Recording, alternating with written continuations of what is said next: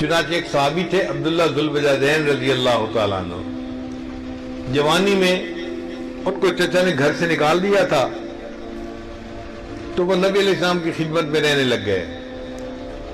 ان کے دل میں اللہ کی بہت محبت تھی، چونکہ انہوں نے سب کچھ چھوڑ دیا تھا اللہ کے لیے۔ ایک مرتبہ سفر میں ان کی وفات ہو گئی تو نبی علیہ السلام نے صحابہ سے کہا کہ ان کو نہلا دو اور میں آ کے اس کی جنازہ پڑھاؤں گا اور اس کو قبر میں دفن کروں گا۔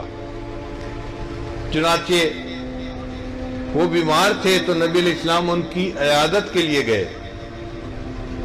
ابو بکر عمر ساتھ تھے۔ جب نبی علیہ السلام گئے تو عبداللہ رضی اللہ عنہ لیٹے ہوئے تھے تو نبی علیہ السلام نے ان کے سر کے نیچے سے تکیہ اٹھایا اور ان کے سر کو اپنی مبارک گود میں رکھ لیا۔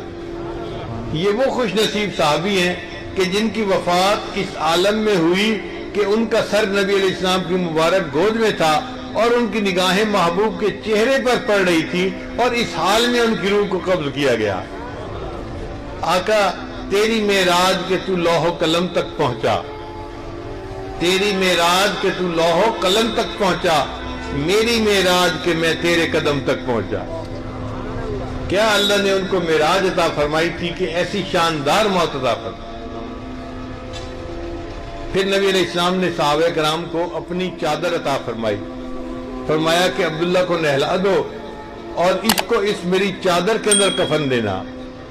خوش قسمتی کی انتہا دیکھیے کہ اللہ کے محبوب نے اپنی چادر عطا فرمائی ان کے کفن کے لیے۔ جس بدن کو چچا نے ننگا کر دیا تھا کہ تم مسلمان ہو گئے ہو، میرے کپڑے اتارو اور نکل جاؤ یہاں سے، اللہ نے کہا اب اس بدن کو میں اپنے محبوب کی چادر سے ڈھانپ لوں گا۔ چنانچہ جب قبر میں دفن کرنے کا وقت تھا تو دستور یہ ہے کہ جو میت کا قریبی ہو رشتہ دار وہ قبر میں اترے اور اس کو قبر میں رکھے میت کو۔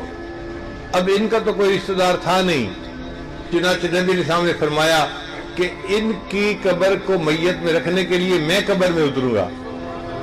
اللہ کے محبوب سے ہم قبر کے اندر اترے اور آپ صلی اللہ علیہ وسلم نے ان کی میت کو اپنے دونوں ہاتھوں میں لیا اور اپنی امانت کو زمین کے سپرد کر دیا، اور ان کی میت کو قبر میں رکھتے ہوئے نبی علیہ السلام نے ان کو ایک دعا دی۔ اس دعا کو سن کر عمر لانو وجد میں آ گئے۔